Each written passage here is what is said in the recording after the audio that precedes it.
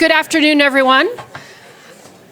Thank you so much for joining us here today. I'm thrilled to welcome you to a conversation that we're calling Rupture, Rethinking Middle Powers in a Fragmented World. I'm Megan O'Sullivan. I'm the director of the Belfer Center for Science and International Affairs at Harvard. And the Belfer Center is very pleased. This is our third year having a side event. We're grateful for the collaboration with the Munich Security Conference and with Wolfgang and Benedict and the whole MSC team. We at the Belfer Center are thrilled, gratified, when an issue that we have been doing deep thinking on and research sort of meets its moment. And in many ways, that's what's happening right now. At the Belfer Center, we've had a project on middle powers for the better part of 2 years.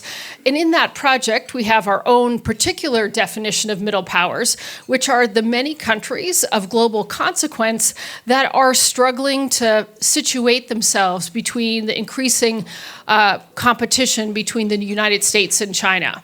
And we've been examining questions such as, how do these middle powers maneuver in this new hyper-competitive geopolitical landscape? We've been asking the questions about, to what extent can these countries come together and be a vanguard for the liberal international order that the great powers seem much less interested today? And we even been asking the question, do these countries collectively or in some form have the ability to influence the competition between the US and China? Now, of course, Prime Minister Mark Carney's speech in Davos really brought this all to the forefront. Prime Minister Carney used a different definition of middle powers where he actually included US allies. This is a conversation or a basis for a great debate. But many people, and even in the hallways of the Munich Security Conference over the last 24 hours, we've heard people asking these very questions and putting, I would say, a lot of hope in the idea that the liberal international order is not owned by the United States, that other countries can pick up the mantle, and that they can support and enhance security, stability, and prosperity, even in the absence of great power acquiescence to it. So these are some of the things that we're going to explore in this panel. We have a fantastic group of people with us to explore this. They are, for the most part, a part of the Belfer Center International Community and Intellectual Center. Let me begin. I'm going to introduce them very briefly with David Sanger. David is kind of in the shadows there, but David is our moderator for today, obviously well known to you all as the White House correspondent, national security correspondent of the New York Times, also a longstanding, I think I can call you a fixture at the Belfer Center. He's a senior fellow there and also an adjunct lecturer with Graham Allison. I imagine Graham is somewhere in this room as well. And then next to him is Oliver Stuenkel, who's a senior fellow at the Belfer Center, also at the Carnegie Endowment for International Peace, and a professor at FGV in Sao Paulo, Brazil. So very grateful to bring in a Latin America perspective. In the middle here, matching me in our Christmas decor, is Chrystia Freeland. Chrystia, of course, is newly out of the Canadian government, where she's been Deputy Prime Minister and Minister for Finance, and now she's currently an economic advisor to the President of Ukraine.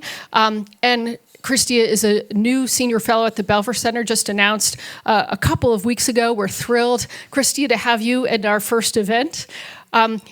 Ivan Krastev, who is the founder and chairman of the Center for Liberal Studies, and a longstanding friend and intellectual partner of mine. I'm very thrilled that he's joining us on the stage. And then last but not least, Ian Bremmer, who is the founder and president of Eurasia Group and G0, also a senior fellow at the Belfer Center. So thrilled you could all be here. Let me turn it over to David. You might want to scoot out of the shadows just a tiny bit. David, thank you for leading us in this conversation. Thank you, Megan, for that, and thank you for really remarkable leadership of the Belfer Center in these past couple of years. We have an incredibly invigorated program, and it's largely due to Megan's vision for how we can go explore many of these issues. And she's gathered really a great new collection of scholars mixed in with what was an existing terrific group. And then I do have one complaint, which is she brought me to this under false pretenses. She said, oh yeah, at lunchtime, why don't we just meet in the bar? But she didn't tell me that everybody was coming up here and we were going to be leading a discussion. So let me start, if I can, on this discussion of middle powers with the Carney speech that Megan referred to briefly. It was really remarkable, in part because he was saying versions of what I think a lot of people in the audience had long felt but were not willing to go out and say in public. And suddenly there was this delivery of an indictment of the existing system, but an indictment that the middle powers were living in a world of subordination. In fact, he said at one point, you cannot live with the lie of mutual benefit through integration when integration becomes the source of your subordination. So let me start first with Chrystia, who I'm delighted is here. And I was delighted actually when she left the FT to go into government because she could no longer beat us on stories, which was the most important thing from her life in the FT. But then she actually went on to prove that journalists can do other things. But I wanted to ask you first just to give us some guidance about why you think Mr. Carney did this at the time he did, and what your read of the reaction has been and how it's flowed into this conference here. Okay, well, thank you very much, David. And I'm going to start by admitting my extreme bias. I am a proud Canadian. I'm wearing Canadian colors today on purpose. And I am a proud Team Carney fan. Mark actually is my son's godfather. And I was really privileged to serve in 2 of his cabinets. So, you know, I think that what he has been doing leading Canada has been remarkable. And I think that speech was itself terrific, beautifully written, very powerful, but critically delivered at exactly the right moment. And you know, David, the Kinsley definition of a gaffe. It's when a politician makes the mistake of saying what he actually thinks. I guess this was an inverted Kinsley gaffe. It was a politician having the courage to say what he actually thinks, what I think the vast majority of Canadians think. I'm discovering what seems like the vast majority of the world thinks, and I think that made it incredibly powerful. What I would also say is, you know, listening to Mark as a Canadian, for us, it very much is a piece of how Canada has always seen ourselves in the world. And sort of Megan said, it's weird to think of U.S. allies as middle powers. We've always thought of ourselves as a middle power. You know, I felt that Carney speech was very much in the tradition of a Lester B. Pearson. And at our best as Canadians, much of what I think we've done in the world has been acting in that space. And I'll give you guys a specific example, which is the Lima Group on Venezuela. And that, I think, was an example of America and actually a Trump administration recognizing that a powerful way to lead was not being right at the center and letting the middle powers take the lead. So the Lima Group was something that was created during the first Trump administration. It was co-led by Peru and Canada. I was foreign minister at the time. And our objective was to support democracy in Venezuela and to support the democratic movement in Venezuela. And Mike Pompeo judged, I think, very correctly that it was better for us, the hemispheric partners, to be taking the lead, and that long-term would be more effective. Final thing I'll say is,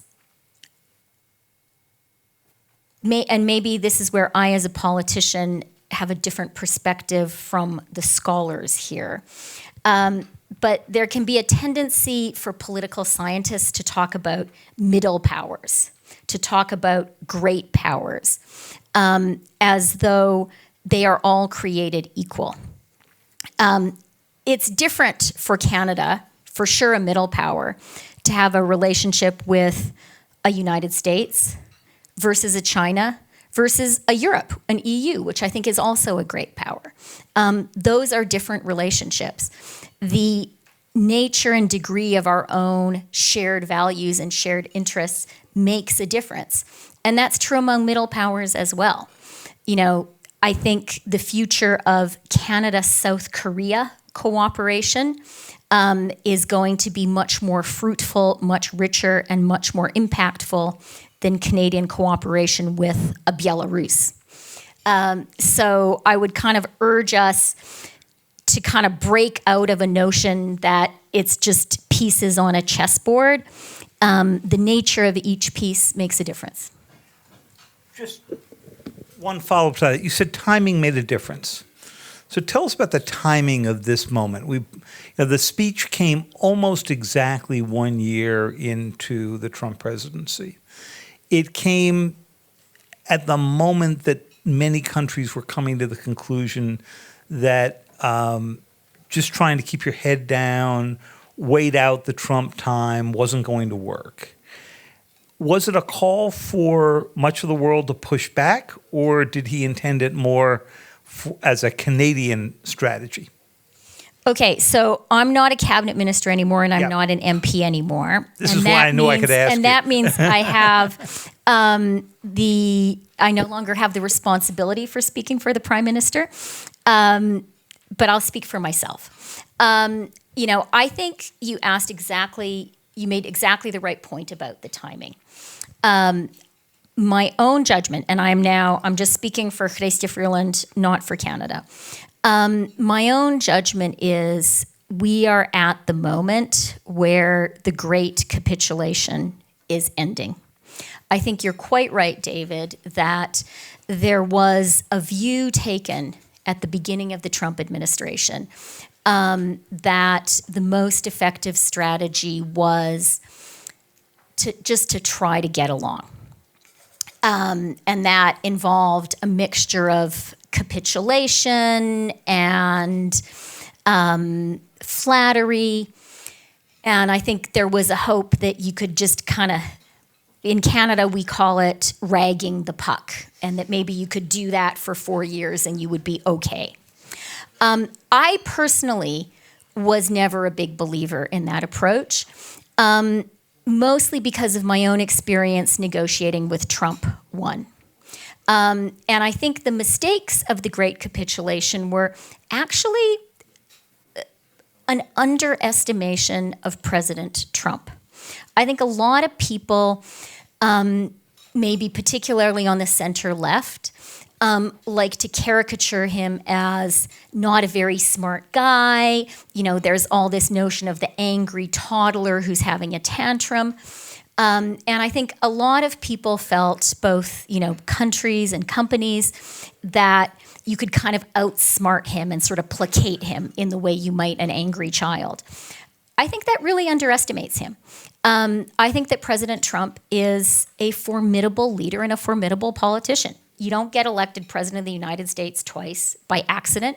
You don't remake the Republican Party by accident. And thinking you could kind of sweet talk him into doing what you wanted, I never thought was going to work.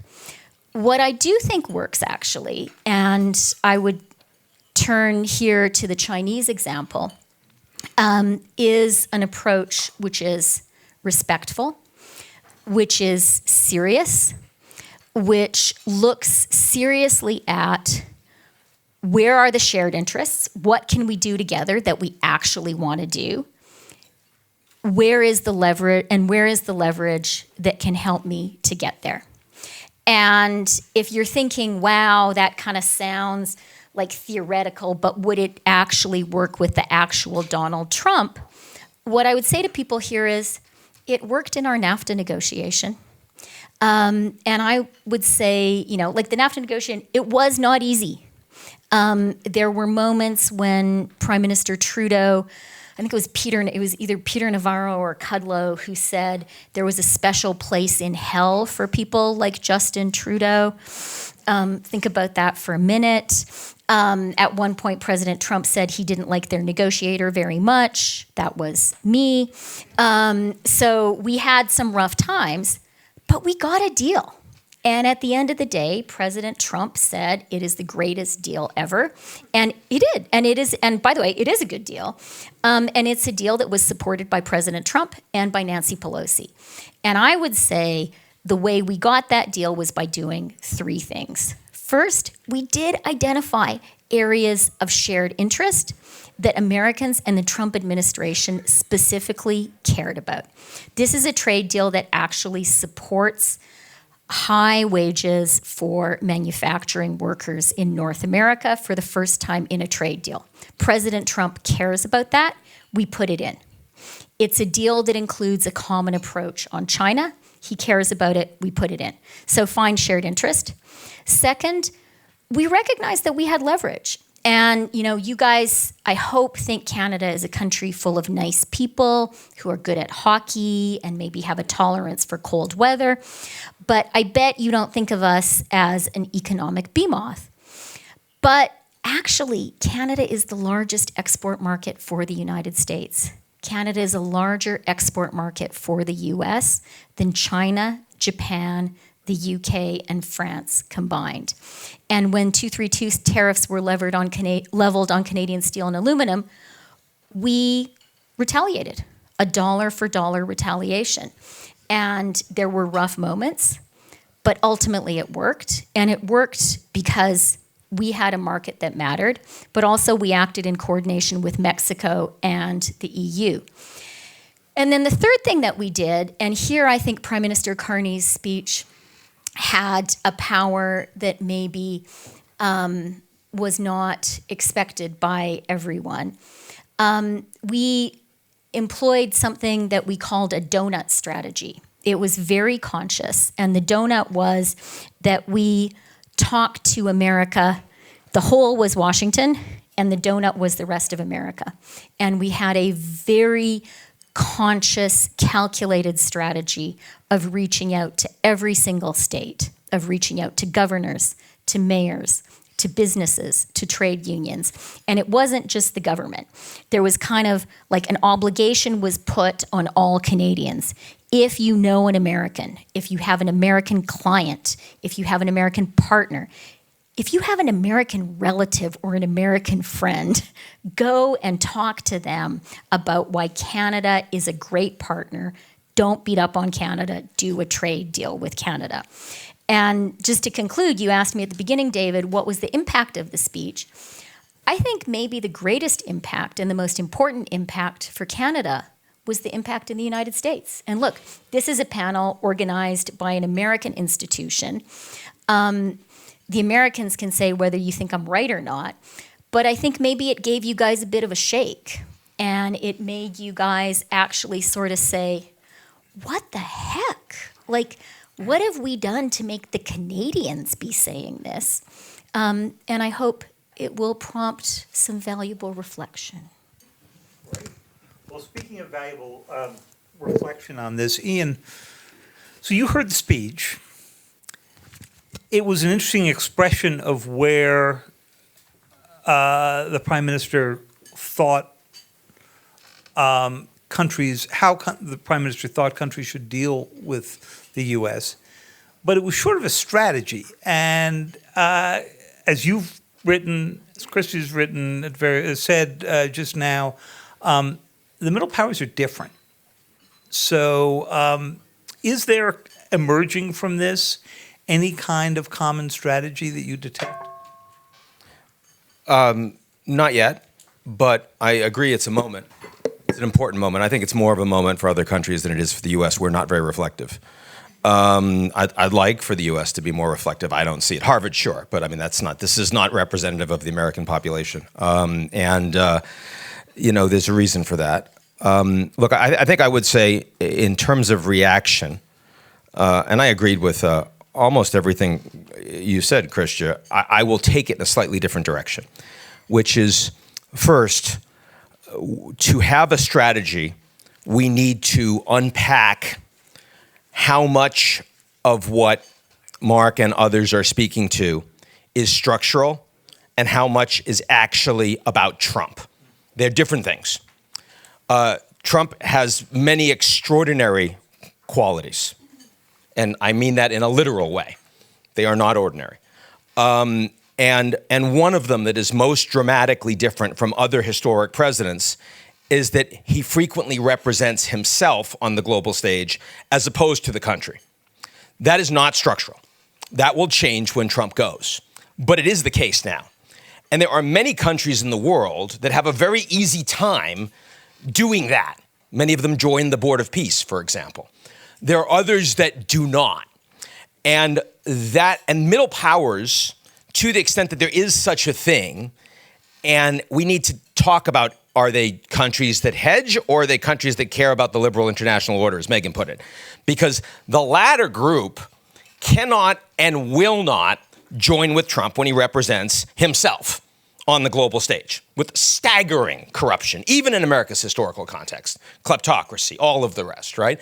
And that needs to be pushed back. When Trump goes to Davos and says, I must have Greenland, and there is no national security negotiation, because then they would have been talking to the Danes. It's purely his ego.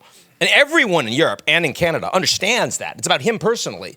You can't engage with that. You have to hit back. And you must do so collectively, because otherwise he will become a predator and eat you, right? There are other components of what is changing in the global order that is structural. And that structural stuff is not going away when Trump leaves. That structural stuff is about the forever wars and is about the level of U.S. commitment to collective security. That structural stuff is about the leadership and architecture on free trade. That structural stuff is about the willingness to commit to a certain level of openness and borders. That structural stuff is the willingness to promote democracy internationally. I think we've seen that has been coming for decades. Many of us have spoken about it and written about it, including folks on the stage. And that is a very different kind of response that is required. It is also a harder thing to respond to, right? But it is utterly urgent. And I think that both conversations need to be had, but they require different leadership, different formation, different levels of response, different urgency. And also there is different capacity to respond to the latter if you are, in the economic sphere than if you are in the security sphere, than if you're in the diplomatic sphere. The other thing I would say is, in the same way that there are two different components of what the United States and Trump bring to the table here in the rupture, so two parts of rupture, but there's also different responses. So, Chrystia, you said you think we've hit the tipping point on capitulation. I disagree. I think that Canada has hit the tipping point on capitulation. I agree with that. This is not Justin Trudeau, right? No question. It's not 51st state. We're not talking about that anymore. China reached their tipping point on capitulation earlier last year. The Mexicans are full on capitulation. They're full on capitulation. They have decided, they're part of USMCA, they've decided they don't have the leverage that the Canadians do. They don't have the options the Canadians do. And so therefore they are going to double down on everything the Americans want, and maybe even more than that. That is the taco fafo scale. And there are a lot of countries that cannot afford, will not afford to push back, to hit back.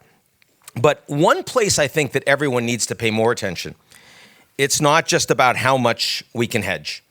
Because let's face it, there's some limitations in being able to hedge even when you know it's the right thing the Europeans on defense, a whole bunch of countries economically, how much you can do, how much you're prepared to do, your political cycle. Like Mark should be here. Mark should be giving a big speech that would help advance this. He can't. There was a big mass shooting, God forbid, in British Columbia, and so politics got in the way. That's going to happen a lot too. It's going to make life more difficult to do the things we need to have happen. Electoral cycles, weakness of the French leadership, the German leadership, the British leadership, all of these things are problems. But one thing we know is that the United States is not just acting unilaterally on a bunch of issues, it's also marching away from a lot of its own architecture.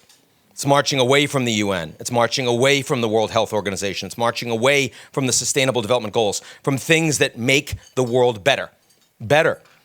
And I think that the Chinese understand. Why were the Chinese the first country to immediately say we're not joining Board of Peace? Because they understand they benefit from it in a vacuum. They understand that if they can be number one in the UN, that's really good for China long term. U.S. pulls out of World Health Organization, they get the Argentines to join them. China immediately says more money for the WHO. Well, that's what the Europeans should be doing. They're saying we are not going to cede these institutions to the Chinese. We have to do more with the institutions that matter. See, because we're not heading to World War III, right? This isn't about U.S. versus China. This is about the United States pulling away from its own architecture and everyone else in the world saying, wait a second, we need a lot of that architecture. So that, to me, that should be core middle power strategy, is how do we ensure that the stuff that the Americans are walking away from doesn't break? And that should be table stakes for this conversation, in my view. So, a few ideas. Yeah. Great. So, Oliver, let me turn to you now because we've heard the tipping point for Canada. Ian's just told us what the tipping point was for China. Obviously, no middle power there. But Brazil, on which you have just written a really terrific piece for the Belfer that I recommend everybody here read, finds itself in a really interesting spot here because it's seen the capitulation models. It's seen the pushback models. It's got a pretty good history dealing with President Trump. So tell us first what you think the Brazil strategy is, but then second, thinking about your Belfer essay, tell us a little bit about how we should think about the structure of different middle powers. Sure. So first of all, I think from a Brazilian perspective, the reaction to Mark Carney was, first of all, that Brazil and several other countries in both Latin America and the Global South have basically been pursuing that for quite a long time. And a lot of the criticism of the rules-based order precede Trump, of course, right? A lot of skepticism, unwillingness to commit fully to alliances in order to retain strategic autonomy. Throughout the early 2000s, the opposition to a free trade area of the Americas precisely because this was the concern. I mean, the reading is Mexico made a terrible mistake. Thank God we didn't go Mexico. Because if we had gone Mexico, free trade, yeah. Exactly. Because then our capacity to maintain our strategic autonomy now would be severely diminished. So a lot of people came back to me and say, see, I told you so, because back in the day I said, why not do this, right? Makes sense.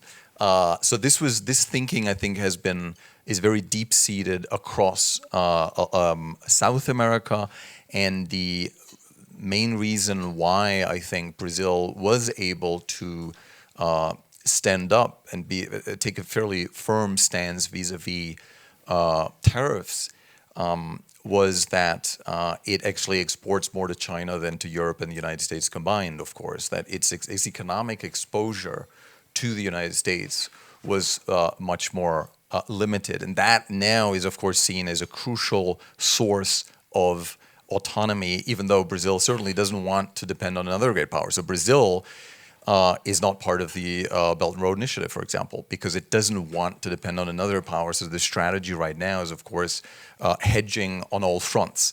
And we're having debates about,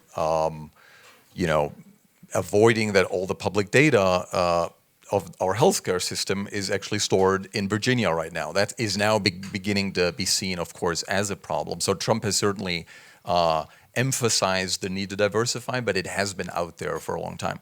And the second issue about Carney, I think Trump is so disruptive, and we're in the midst of this. I heard a couple of South American policymakers react initially to Carney and saying he is becoming way too popular. This is like winning the Nobel Peace Prize right now. So I really hope that we'll see this as a success case 2 years from now, because it could be that he's like shining way too bright for Trump, right? That Trump wants to go after him because you want to put Trump in the shadow. So that's I think some concern there. But I think that from a middle power perspective, I mean, Brazil, of course, a foreign policymaker in Brazil would not use the term because Brazil would see it as not sufficiently ambitious. Brazil secretly, or not so secretly, thinks of itself as more than that, right? Because there's a couple of other countries that say, nah, we don't want to be in a category with those countries. We do have regional ambitions, even though other Latin American countries certainly do not see Brazil as a leader. But so I think there's a lot of variation there. But something I learned during this project, talking to authors of other chapters, was that the conversations right now are remarkably similar about hedging in the technology space, hedging in the defense space, investing in the domestic industrial defense space, hedging on commerce, and the tension that Ian just mentioned. How can we hedge and yet at the same time somehow preserve structures that until this point have depended on the United States? And there, of course, I have a lot of concerns, because when you look at global public goods, it's not like you have that many middle powers willing to pick up the tab. I mean, both financially, also sending peacekeeping troops and things like that. It's I have a lot of doubts about whether this plan can somehow work out. I think there'll be a lot of cooperation on particular issues. Yeah. So, for example, Brazil is happy to work with the Europeans on standing up to big tech. It is on a very different page when it comes to Gaza, for example, right? So this, I think, will make it difficult to have like a middle power coalition. But certainly on specific issues, I think there is some hope that this vision articulated by Carney can somehow be put in practice and have middle powers actually collaborate more, in part because they are also in the process of getting to know each other more. So, for example, if you look at Lula's foreign policy itinerary right now, it's like to Vietnam, it's to India. Basically, he's going through all these countries to, seeking to Mercosur, seeking to approve a free deal with Canada. So this is sort of happening, but I think it's important to also see the limits of that.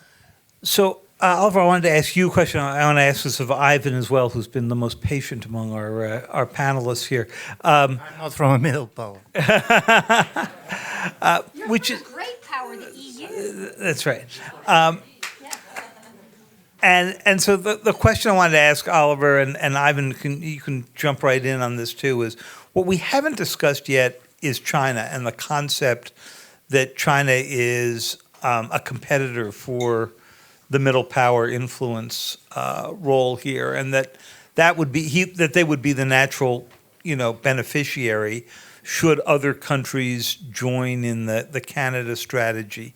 Do you believe that? Do you see that within the Brazilian context? I'm going to ask you the same about Europe. Yeah, so I think the Donroe Doctrine is going to, and Ian, you alluded to that, is going to increase U.S. influence in Mexico, in Central America, and the Caribbean, because these countries have no wiggle room, basically. So the Panamanian Supreme Court needed to kick out the Chinese from the Panama Canal because Panama is way too exposed. Now the next test is going to be Chancay, the port in Peru, and the State Department just put out a note saying it's very concerned about the Peruvians supposedly losing their sovereignty because the Chinese are there. That's a different ballgame, because this is, first of all, South America. It's much less dependent on the United States. There will be pressure to repeat the Panama model.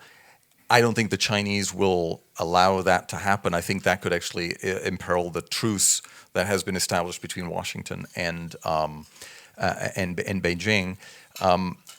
Now, I do think that south of Venezuela, China is the big winner of the Donroe Doctrine, because even the most fervent anti-China diplomats and policymakers I've spoken to, they're like, it's clearly our relationship to powers other than the United States is helping us right now retain our autonomy vis-a-vis Washington. Now, it also helps the Europeans, also helps the Canadians, but I think sort of the most intuitive winner of that in several countries is China, because the whole rhetoric, be careful with the Chinese, this may be detrimental down the road, now is, of course, rings hollow when that comes from a U.S. policymaker. So, Ivan, your thoughts on China, and then your thoughts about whether Europe is indeed going to push back, capitulate, something in between? What pattern do you see emerging? I'll start with a slightly different interpretation, in my view, of what Carney was doing. Because in a certain way, he was not talking about a new order being established. He said it's a rupture, not a transition. From this point of view, how we are going to adjust and manage a probably decade-long period of disorder. So from this point of view, I don't believe that he's suggesting that middle powers can sustain the liberal order. I don't believe this. I don't believe he believes it too. But then, in a certain way, the problem is how you can sustain it. And then he do two things which, in my view, are really interesting. Because when we talk about rupture, and probably my metaphor is not going to be the most accelerating one, but what is happening now in the international relations, basically it was what dating apps did in the family life. This is a rupture. This is a rupture. You are kind of marrying in a different way, you are divorcing in a different way, there are opportunity, there is a lot of anxiety, and in a certain way, this is what a rupture is. A rupture is not simply shift of power. When he talked about 1989, for him it was not rupture, it was a transition. In a certain type of a power relationship, somebody basically shifted, institutions were there. And when you look at Carney, his major story is why the middle powers are not defending liberal orders. And then he said, because it was hypocritical. So he sided with the non-Western powers in the way they were seeing the liberal order. And it's quite interesting because neither for Trump nor for Carney, in this period of disorder, there is West.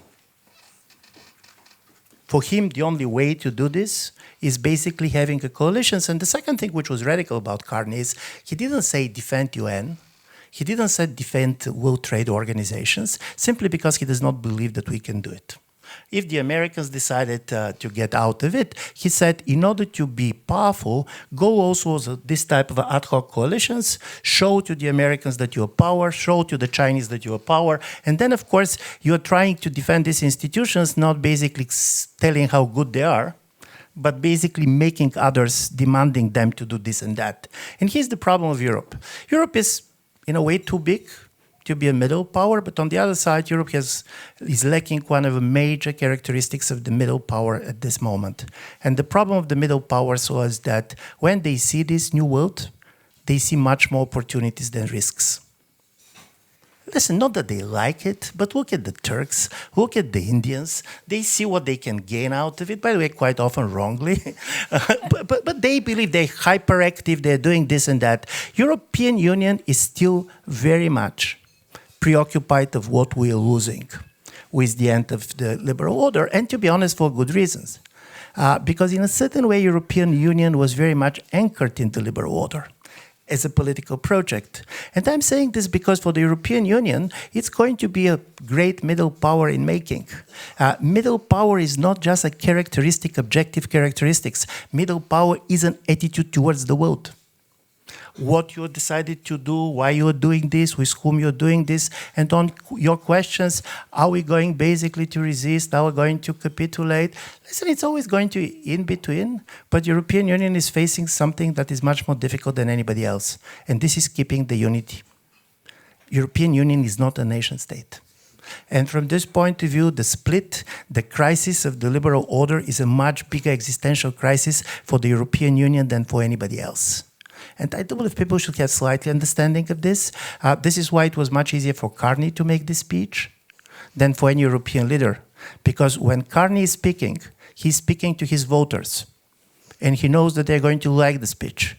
When a European leader is speaking, he's speaking to 27 electoral cycles.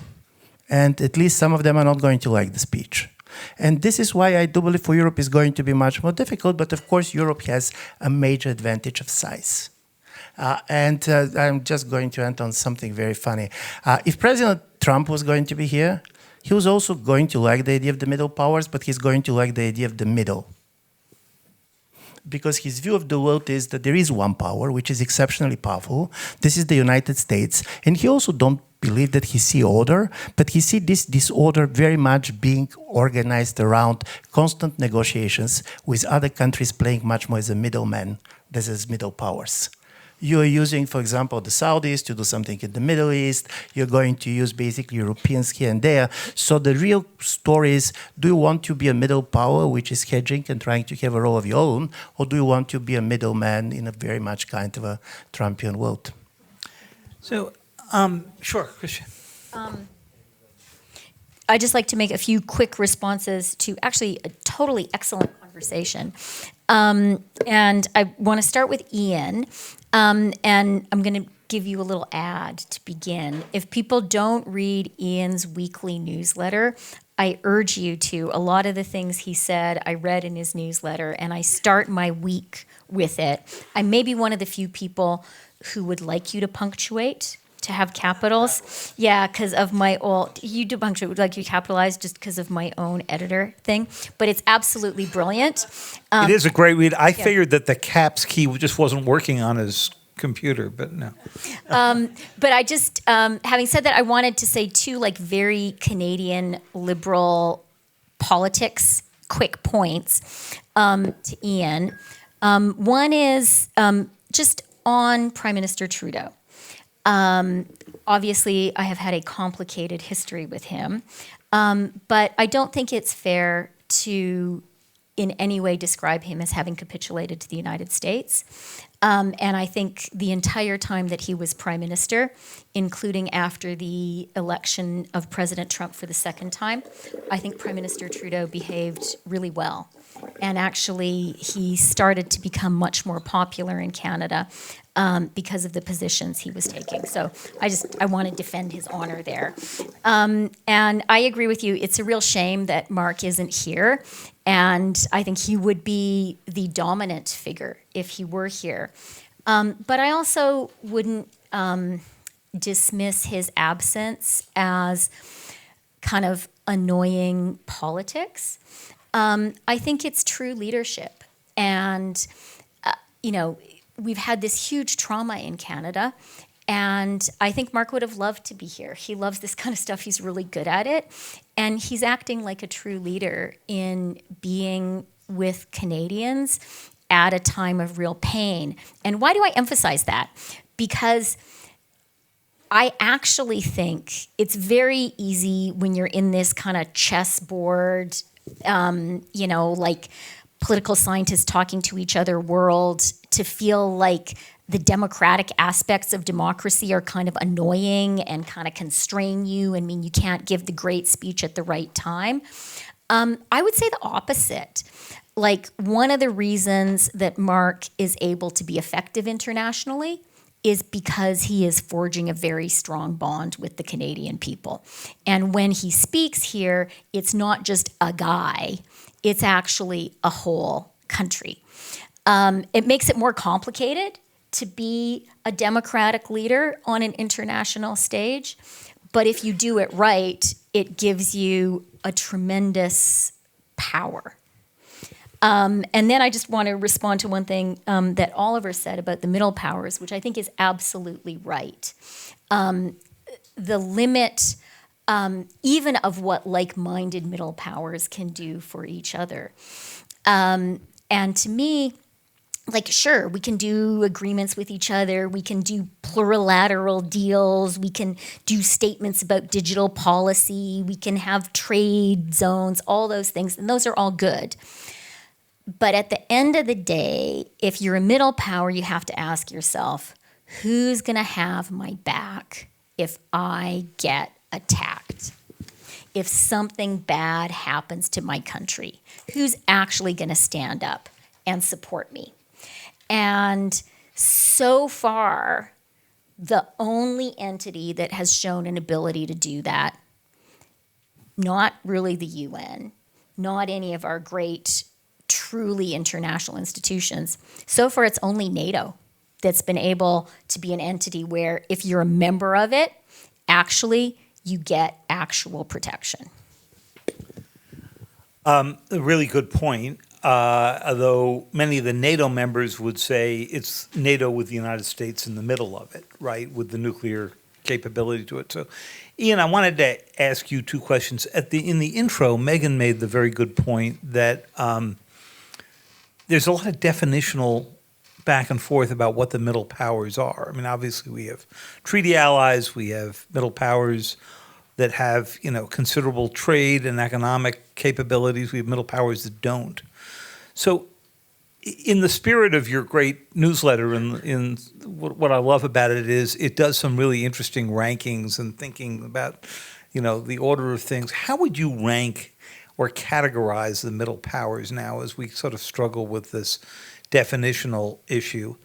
And then I just wanted to ask you, if you feel like you don't have the United States at the center of NATO anymore, that it will, be relying on NATO for its own conventional defenses, does the question that Chrystia asked us, who's got your back, how does that alter?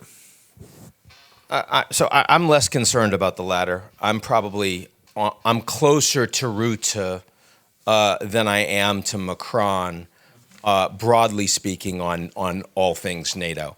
Not stylistically. I don't think Rutte really does the organization favors long term by acting as if he only has an audience of one. I don't think that's true. And I think Europe has shown a lot of capabilities. They also have leverage. There's zero chance that Trump is going to stop American defense companies from allowing them to sell to the Europeans, and that actually gives them a seat at the table that matters. And I think Rutte should talk more about that, as opposed to just, we need the Americans at the center. But that means that I'm less concerned about existential threat to NATO than some of the headlines. The first question's a hard question. And I guess I'll start by taking off of what Ivan had to say, which is that there are countries that have that see this as a problem. There are others that see it as an opportunity. But he focused on Europe in the first category. I would extend it. Canada's in the first category. Of course it is. Oh my God. I mean, look at Canada. All of their infrastructure goes to the United States. You would barely think they were a country if all you looked at was pipelines and railways. You would think, they're just kind of an appendage. How do you fix that? The answer is slowly and over a long period of time, especially in a decentralized country. It's really hard. I think for Mexico would be a middle power, but they can't be for the reasons that we talked about. I think Japan and South Korea and Australia, maybe not New Zealand, I would put all of them in that other camp. So hold on. Now we're talking about almost everyone that really is out there defending the Western, quote, liberal international order, except for the United States, which isn't right now. Is California a middle power? Gavin Newsom says it is, right? On a couple things, they have capability.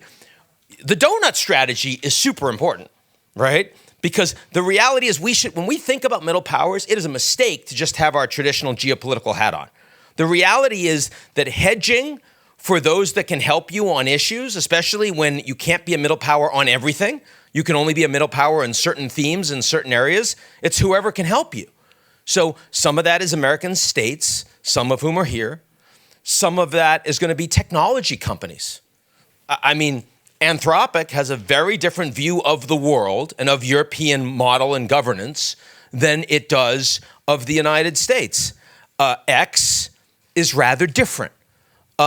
If I were a middle power thinking about how to hedge, I would put myself very much in the former camp and not the latter. The latter is actually exporting tools that destroy democracy. They're very dangerous to middle powers. Why did France go after them, but not all of them?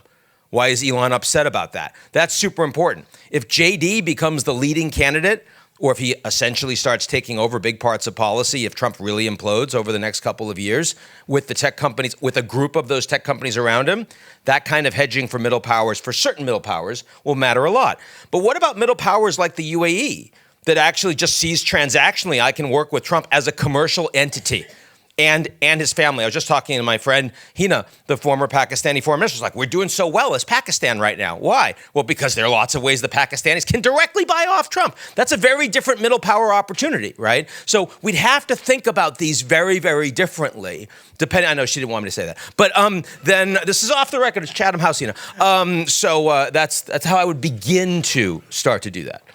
And Ivan might have other ideas on top of that. No, I very much agree that middle powers can be companies that start thinking like states and states that start thinking like companies. And this is different than the order that we're talking about. Well, we've hit that moment where we want to get all of you involved in the conversation. With the lights, I can't see terribly well, so be sure to wave your hand vigorously if you think I haven't caught you. But Ivo, you're going to take the first one. And do we have some microphones that are going around? If not, we'll hand you one of these. Oh, there we go. Thanks all for a really terrific discussion. I want to take sort of the last part and then broaden it out. I think whoever said, I think it was Ivan who said, Mark was not talking about how do we defend the liberal order. But the question I want to put to you, how do we defend the liberal order? If not the middle powers who have greatly benefited from that order. Yes, I think the United States has been the greatest beneficiary of all. Unfortunately, that doesn't seem to be the view of the current president of the United States. But everyone else in the, quote, Western world, and I would argue everyone else in the non-Western world, have also been greatly benefited from it. And so what happens when the two major powers that are out there, China and the United States, no longer really believe in the need to defend or be part of the liberal order, but just to exercise their own power? What is the strategy for maintaining it? Ian mentioned that is, in fact, in some ways where the middle powers need to invest in the WHO and the UN, et cetera. But can you talk a little bit about a strategy for middle power cooperation among Western countries to, in essence, preserve what gave them the power in the first place? Yeah. Just very briefly, because I can imagine the colleague has more interesting things to say. Listen, in my view, and I could be totally wrong, both Trump and Mark Carney start with the presumption that liberal order is over. And this was the new Davos consensus, but they ask different questions. For Trump, and this is not new, he said the problem with the liberal order was that it was anti-American, that Americans were losing, that China is gaining out of it. China was the biggest winner of the liberal order, and this is why it's wrong for us. For Carney, the question was much more interesting. Why nobody is defending liberal order? Why the middle powers are not doing this? And this is where Havel came in. This is why Havel came in. So the story was not, was liberal order good or bad? His story was why nobody was defending this. And then he came with the idea of hypocrisy. We're talking about equality of states, but there was exceptions, double standard, everything. I'm saying this because I really, and I could be wrong, and I'm sorry that Mark is not here, but it's quite important to make a difference between somebody who is coming with a vision of a new order and somebody who is coming with a strategy to deal with a period of disorder that he envisions. And in my view, this was the Carney speech. And this is why he goes with the idea of ad hoc coalitions. By the way, some of them can be around institutions. Some of them, I very much agree with Ian. The relations between companies and states are really dramatically changing. Who are the biggest beneficiaries of the Trumpian world? This is basically states that like as a companies. The Gulf, and by the way, the Gulf became the new heaven.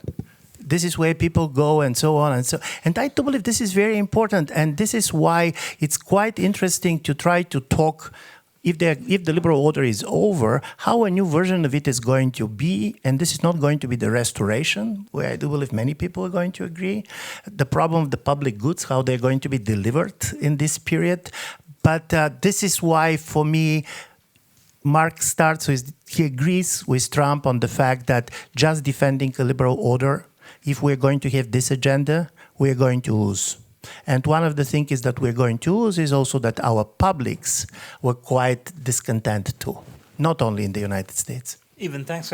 Oliver, do you have thoughts on this? Yeah, so I don't think there is a project of any kind in countries like India or Brazil to reestablish the international order because, of course, the mere term is non-existent in the debates in these countries. And that, of course, I think is a really good point about how the perception of this particular moment is very different. There is sort of a sense almost of giddiness in parts of the world about that this is a huge opportunity.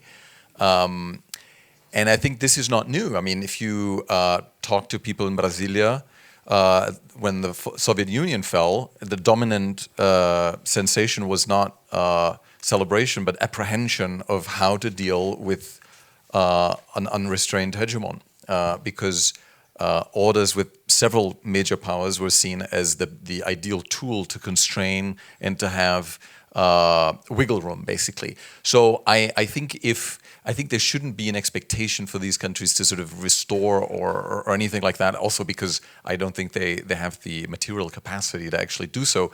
But again, also not the actual political interest in pursuing that kind of vision, even though I completely agree with you that they have tremendously benefited from it.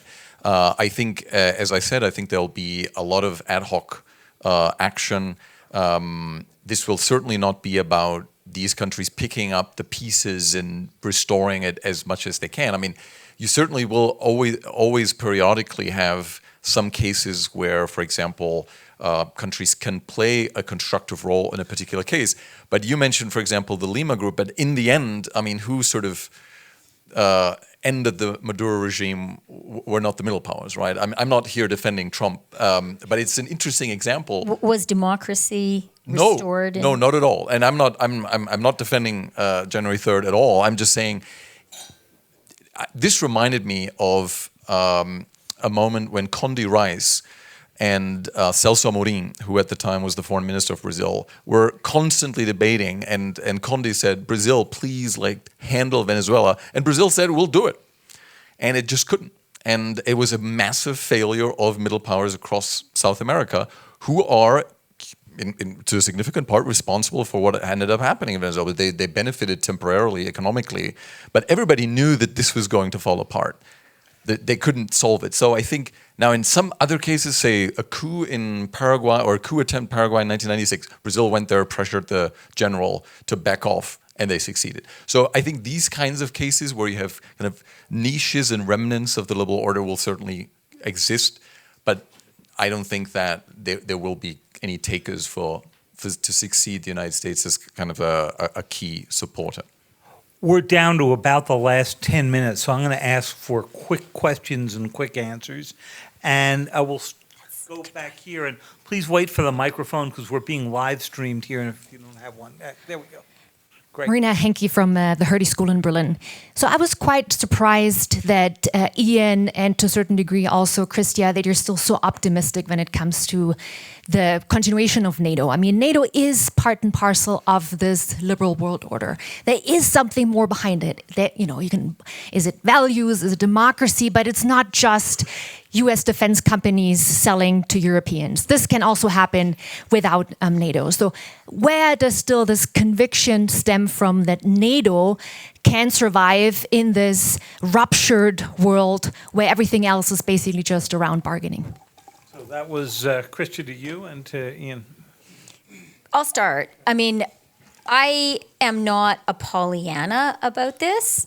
And I don't think I said I'm optimistic about NATO. I said NATO has been really effective. However, I am cautiously optimistic about NATO.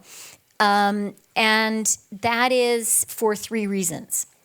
First of all, so far it's actually working for its members. There's a reason that Putin launched his full-scale invasion of Ukraine rather than of Lithuania.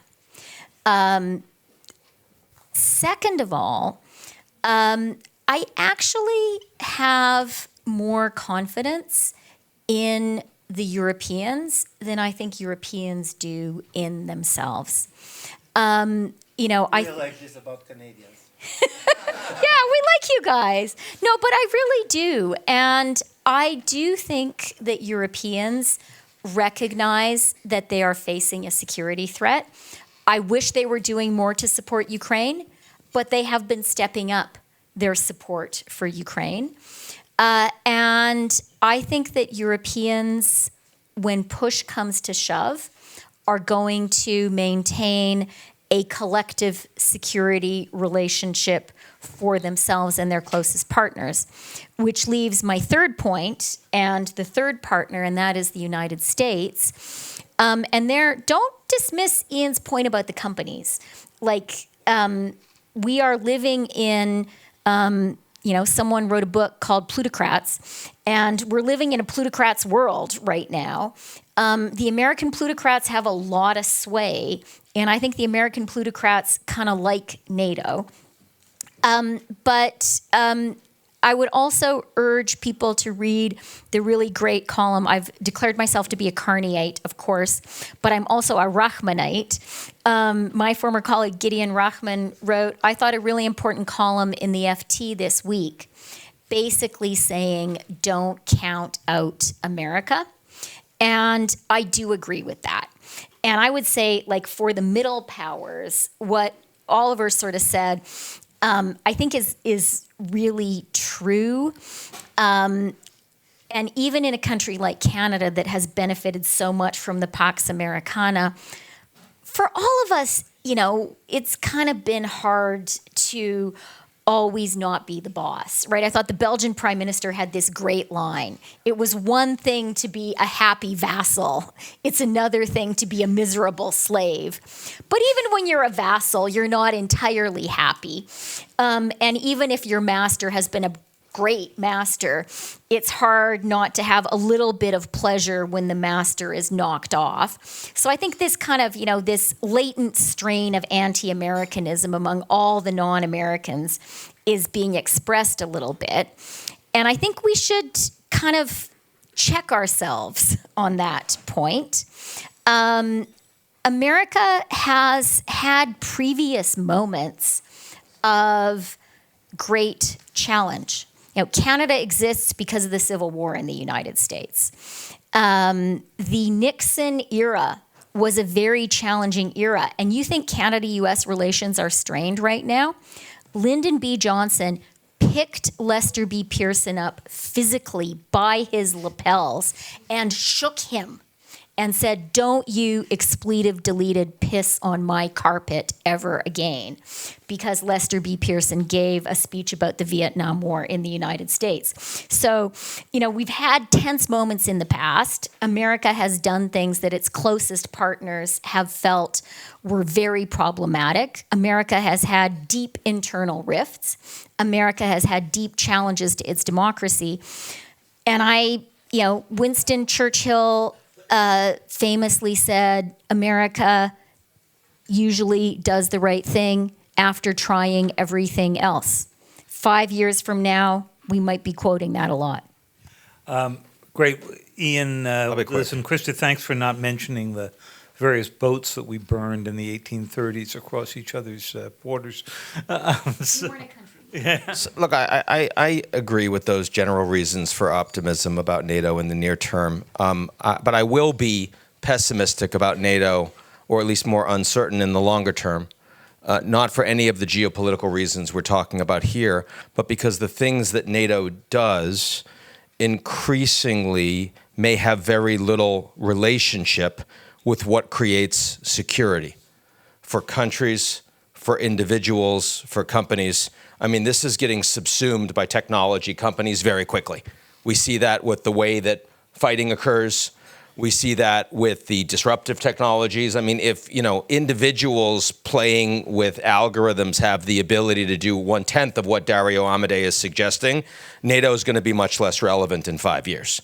Okay, so maybe I shouldn't be as optimistic about NATO, but I was responding to what I thought was a discussion more about, is Trump going to destroy NATO? And I don't see that. In fact, I see Trump as increasingly like, yeah, they're actually spending a lot because of me. And so as a consequence, I'm upset about them, but I'm taking credit for NATO. I don't need to leave. In the same way that with the Japanese, they're doing $550 billion. So I'm not going to say as much about, I'm going to pull my troops from Okinawa. For me, that feels more stable in a transactional way. The tech stuff is a different story. Just a note on that, when we did our fairly lengthy interview with the president in January, of the many remarkable things he said, he seems to talk about the European or the NATO contributions as if they are happening now, not in 2035, which is interesting. We have one question right back here. Well, he's 80, so, I mean, you got to speed the time up, because otherwise he might not, you know. Hi, thank you so much for this very interesting discussion. I am Amira Sabr, a member of the Egyptian Senate.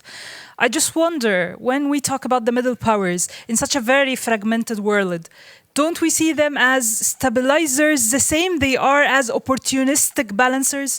What could be done globally so that they move more towards stabilization other than pursuing very individual pursuit, which would end up with more of fragmentation?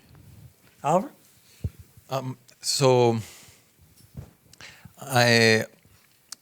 Egypt is an interesting case, having joined the BRICS recently, but that decision to join along with Ethiopia also led to profound divisions within the group. They had to scrap several parts of their copy-pasting process every year of the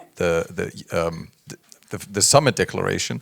Where they used to say that Brazil, India, and South Africa deserve more space at the UN, and that obviously was no longer okay with the Egyptians and the Ethiopians part of the group, because South Africa shouldn't have this more significant position in the contest for UN reform. Now, having said that, I think in some areas you may have potential for, platforms to trade more in local currencies, or to enhance cooperation on health policies or this or that. I mean, there's a lot of technical stuff which is terribly boring to read if you go through the whole sort of BRICS edifice. I think in some particular cases there can be sort of before an important G20 summit, for example, the BRICS can coordinate and possibly do something here and something there. But I think it would be too much to sort of say that the middle powers cohesively can, project more stability, in part because they react very differently to particular crises. I think one of the, to me, most interesting examples was when the US attacked Iran last year. It took BRICS it took like 3 or 4 days to issue a statement. And I think the statement was written by ChatGPT, and the prompt must have been, write a statement that basically doesn't mention the United States and comes out as completely neutral. And if you read it, it's really quite interesting, because there were profound differences of how BRICS countries saw this particular crisis, right? So I think that it's always going to be, let's say, 3 or 4 maybe, or 2 acting potentially together, or there's a particular crisis and they can, do that. But if you look at most of the global crises, you even have profound divisions when you look at middle powers, how they act, say, in the civil war in Sudan or in the civil war in Yemen. Then many of the middle powers oftentimes actually competing for influence amongst each other. Well, I want to thank you. For those with hands still up, I'm afraid we are out of time, and I know we have to get people onto their next events, but I wanted to give a chance for Megan, who has been leading the Middle Powers project here, just to say a last word or two. Thanks. We're at the top of the hour, so I'll just say thank you to all of you for being part of this conversation. Thank you, David, for leading it. And thank you all for the really insightful conversations. Have a wonderful afternoon. Thank you.